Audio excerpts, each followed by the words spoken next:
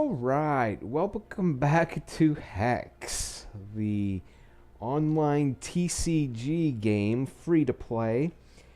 I have played the first 4 of the 5 tutorial matches, so this episode I'm going to play number 5. We're going to wrap this up and I'll get out on my own and see what I can do. You like how the story's been going through, the little tutorial storyline here? Returning to the village, you are met by a small band of armed necrotic marching along the road. The commander of the force orders the others to halt and steps forward. Necropolis Warlord. Why are you doing this? These people did nothing to warrant an attack. You cannot hope to stop us, human. Save yourself and run. No one will miss a small hamlet of backwater farmers. I will not abandon my duty to the Chimera Guard. This town is under my protection. Oh, I was just getting into it. Okay. Trevor Finn, Necropolis Warlord. The final tutorial mission. This is the big one. What? He has 30? Before each match, a coin is flipped to determine who will go first. You've won the flip and should choose to play first. No card is drawn on the very first turn, so you will play first and your opponent will draw first. Okay, so you've won, you should choose to play first. Let's do that. When you draw your starting hand, you will be given the opportunity to redraw a new hand with one fewer card. You have a good starting hand, which has a mix of both resources and troops. We've got 4 resources and 3 troops. You should select to keep this hand. In some cases, you may need to redraw multiple times, drawing one fewer card each time. Because of this penalty, carefully consider when to redraw. For example, when you have 2 or less resources and several high-cost cards. In this final tutorial match, you will eventually be given full control of your champion. In a few turns, you will be deciding which cards to play and when to attack.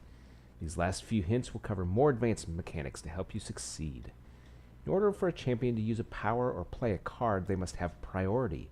Only one champion may have priority at a time, so both you and your opponent will pass it back and forth.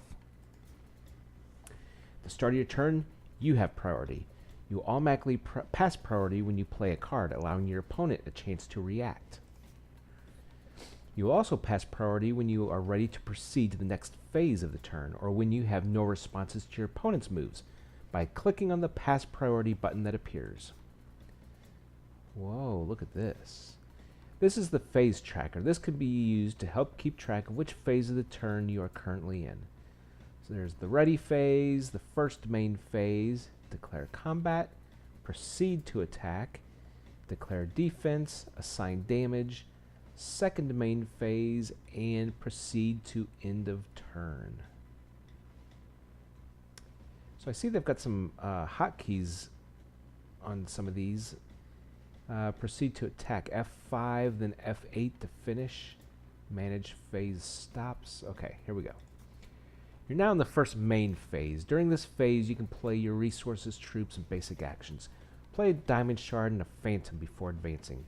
And if you notice, the symbol in the middle matches. So you can look, and once you know these symbols, you'll know what phase you're in. Okay, what does it say? Play a diamond and my phantom, which is a flying 1/1 creature. I mean, a 1/1 troop with flight. After the first main phase is the attack phase. Because you have no troops that can attack, the attack phase will be skipped. Whoa. Now in the second main phase, you can choose to play resources, troops, and basic cards after attacking instead of during the first main phase. Since you've already used your available resources, you should now end your turn. Okay, so now it's his turn. First main phase, he throws out a Desk Stalker, a 1/1. Okay. Play a Ruby Shard.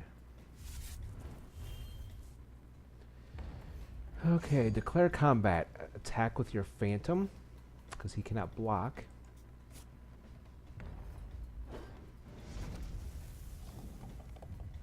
End your turn.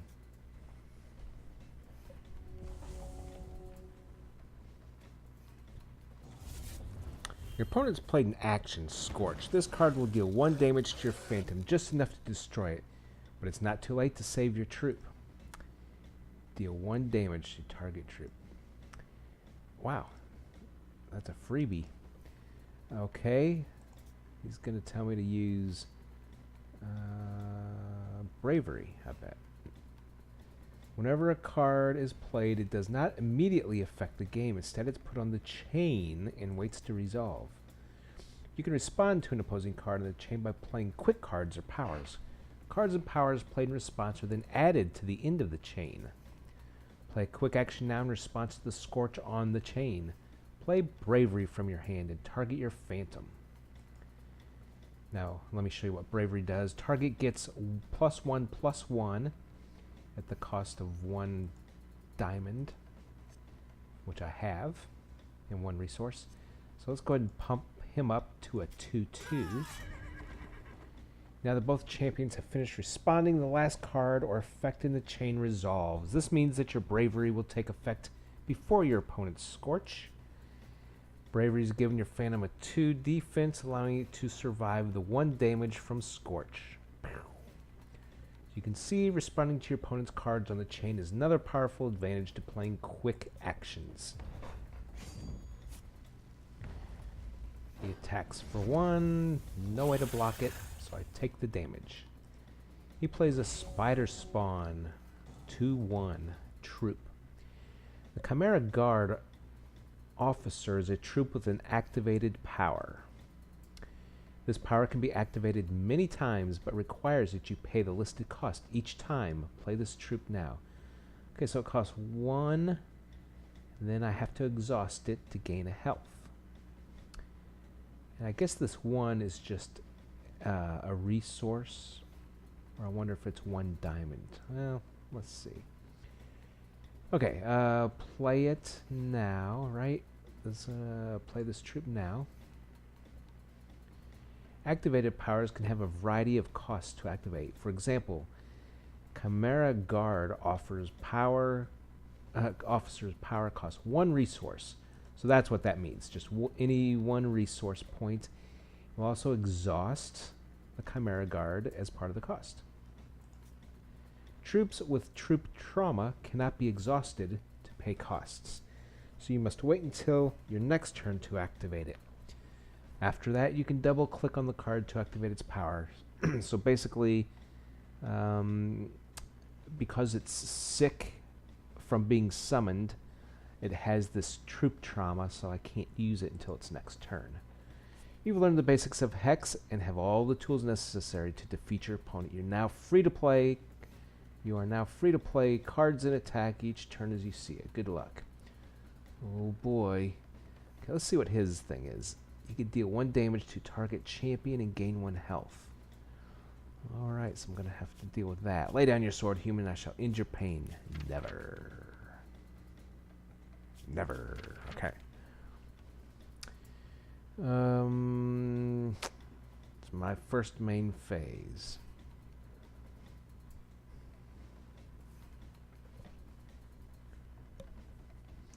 I'm going to pass priority, declare my attack. Okay, I've got a flyer. He cannot defend against it, so I'm going to go ahead and attack to do 2 damage.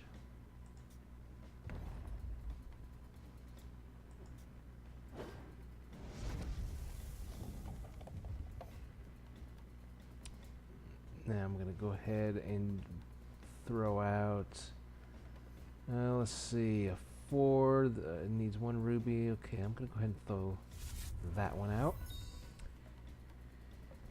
And that will end my turn.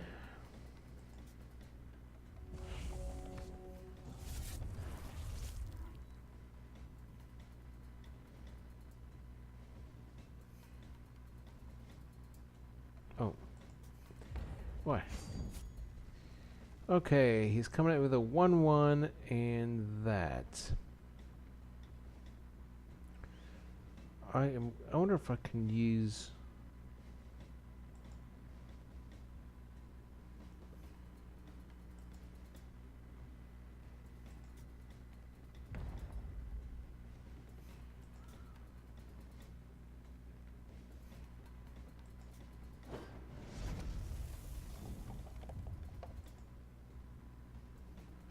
Can I use this? No. Guess you do have to wait until when the enemy invades. Okay. Okay. Here we go. Rigid Buffalo. First main phase, I'm going to throw out the ruby. And I have deal 1 damage to each opposing troop without flight. Damaged troops get this, can't block this turn. You know what? Let's go ahead and use this. That gets rid of his guys. Let's go ahead and use this. Declare attackers. Attack. Pass priority. Deal combat damage. Okay, I just did 5 to him.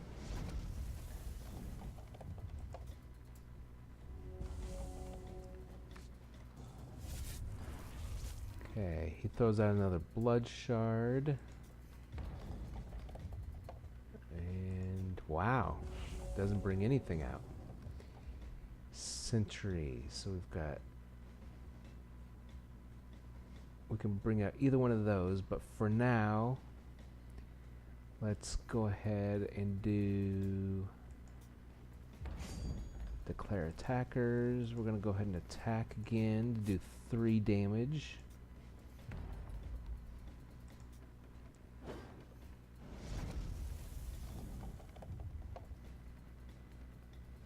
And then let's see, a 3-2 or a 2-3. Let's go ahead and bring a 3-2 out.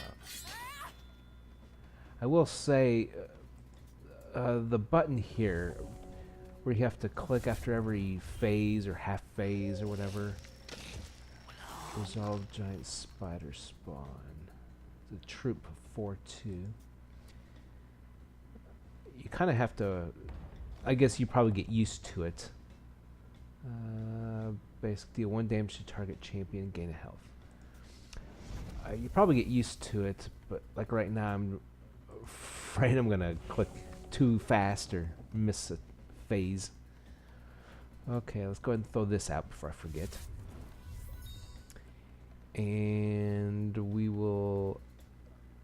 Okay, see, I'm in main phase. Okay, there's nothing else I'm gonna do now. Let's go ahead and fly over for 2. Yep. Deal the damage. And then I'm going to bring out this person. Okay. What do you do? Headless Executioner. Yummy. This cannot block. It's a 5/5. Okay. Throws down another ruby and brings out a baby yeti, which has speed, a 1/1.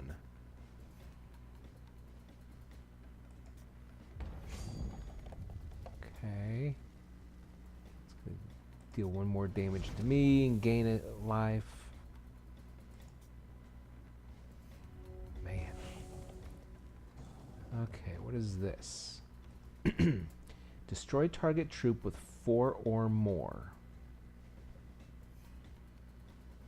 Well, let's go ahead and do that.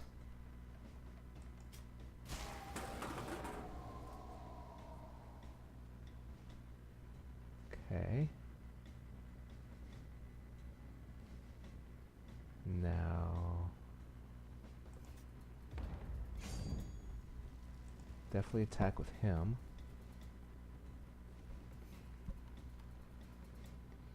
And I'm going to attack, let's see, 5B3. If I attack with both of these, I'm going to lose one of them to this guy. But I'll be able to kill it. Well, let's see what he does.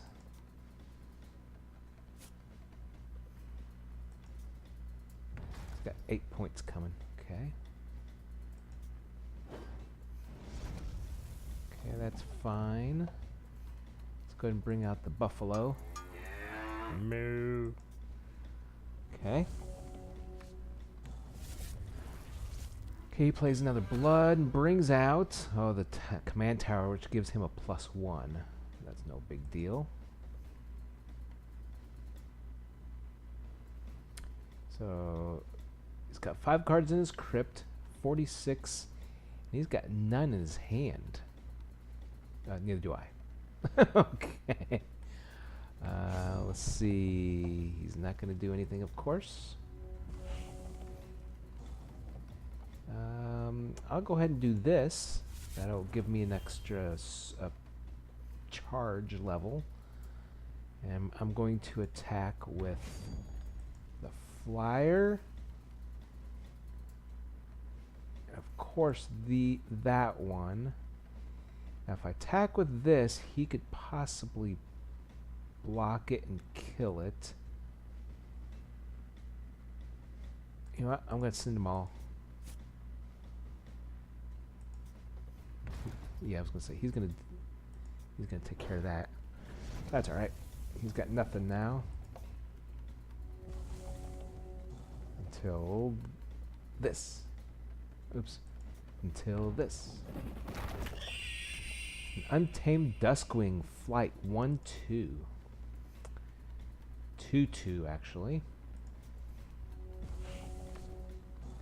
Oh, look at that. Guardian Angel. When you draw a card, reveal it and gain health equal to its cost. That's awesome. So, here's what I'm going to do. Call me crazy, but I'm going to attack with everything. And if he blocks that, I've got her for next turn.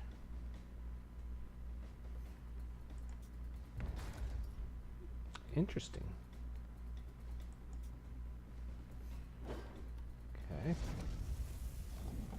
Oh, that's because... yeah, it had that special ability. Nah, that's alright. Now let's go ahead and play this one. Okay.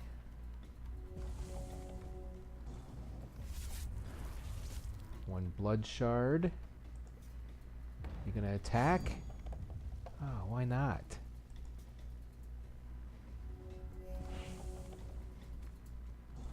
And I have, when this enters play, troops you control get +1 this turn. You know what? I am going to play this.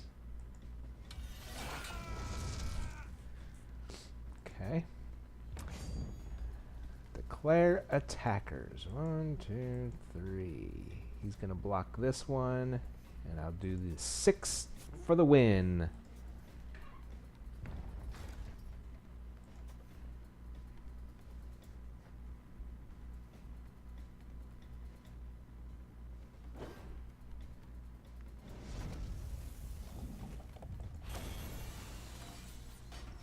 Victory! No cards drawn on the first turn of the game. The player going second draws first. Use the phase tracker wheel to follow along. Quick actions played in response will resolve before... okay, activated powers can be used repeatedly, but you must pay the cost each time. And the necrotic commander topples to the ground. As his company begins to advance upon you, the sky suddenly turns a piercing bright blue. Huh? You and the necrotic look up. A streak of bright blue fire passes overhead, dappling the sky in shimmering indigo. In a moment, it passes over the eastern horizon and out of sight. What was that? Necrotic appears to be as surprised and puzzled as you. They hesitate for a moment, then turn away from the village and head off in the direction of the blue light, leaving you alone and confused. I must inform the commanders at Rin's Citadel. They will know what to do. You exhale loudly, feeling satisfied with having protected the village from the necrotic. The sight of the strange astral light fills your thoughts, a potential omen of things to come. The people here are safe for now, but this attack seems like it was just the beginning. And that's it. That was the tutorial. I wonder what a practice. Let's see what a practice. Challenge your deck against the AI companion. AI is a good way to test your decks, but please understand that the AI is not complete at this time. So I was given a deck called Human Bravery, and then I went in and created the Human Bravery alternate, which I switched out a couple of cards I had won. So maybe we'll do that next time. See how my deck's doing. But what's really exciting is this campaign that they've introduced, the Chronicles of Intrath. And what that does is it shows like a big map. I don't know anything about it. I'll talk to you later. Bye.